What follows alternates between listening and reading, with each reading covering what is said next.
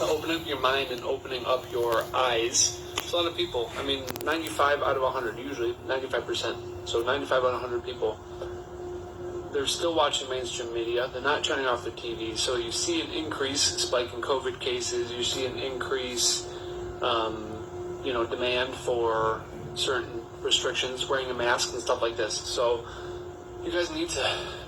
This video is more for the people who are not there yet.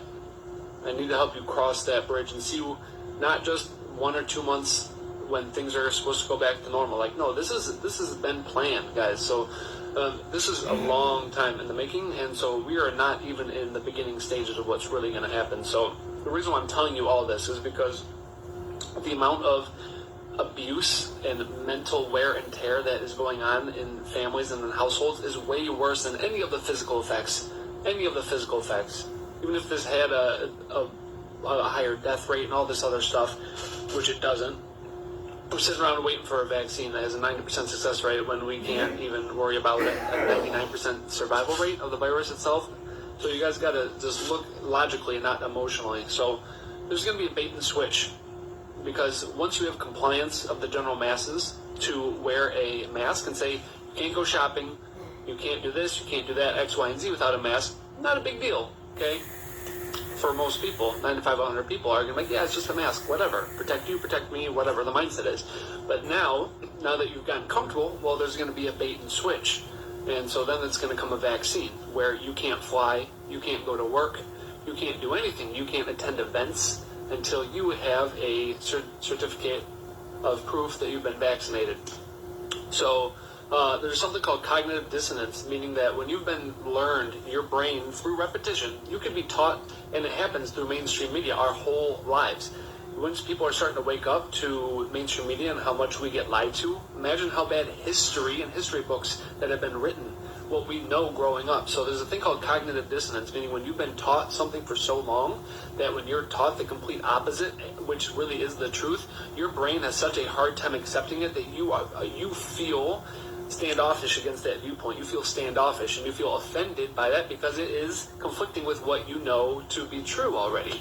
And so that's why I really need to open that up and say, open your eyes and open your mind. I just had such a bad trauma in the emergency room today where someone tried to kill themselves. You know what I mean?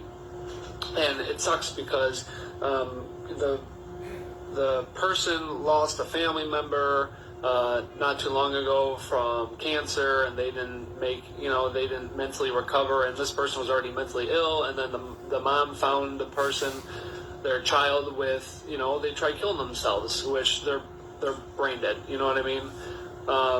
So I see so much more suicides, homicides, domestic abuse. I've seen parents get arrested for crap because they're abusing their kids, shaken baby syndromes. I see babies being dropped. I see babies being shaken by parents.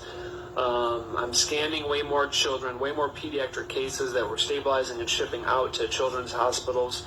And it's just crazy. So, I mean, it's once you get on our side, and I hope that you guys never have to do one thing. Once you are the last person to do CPR on somebody before they take that last breath of air in this world, in this life, and when you spend 5 to 10 minutes cleaning up saturated towels and blankets of blood and brain matter because somebody has blown their brain out of one side of their brain, and it's all over your CAT scan table and on the ground, and their eyes, where you're pulling that patient up into the head holder and they're right here and you're looking straight down onto them, and their brains. I don't want to get graphic. I'm just telling you, when you witness these things and you're this close away and your hands are on a broken skull, if you've ever felt a broken skull in your hands, it changes the way you think about these things, guys. So that's why I'm so strong. That's why I'm so adamant. That's why I stand up for what I believe in about not wearing masks.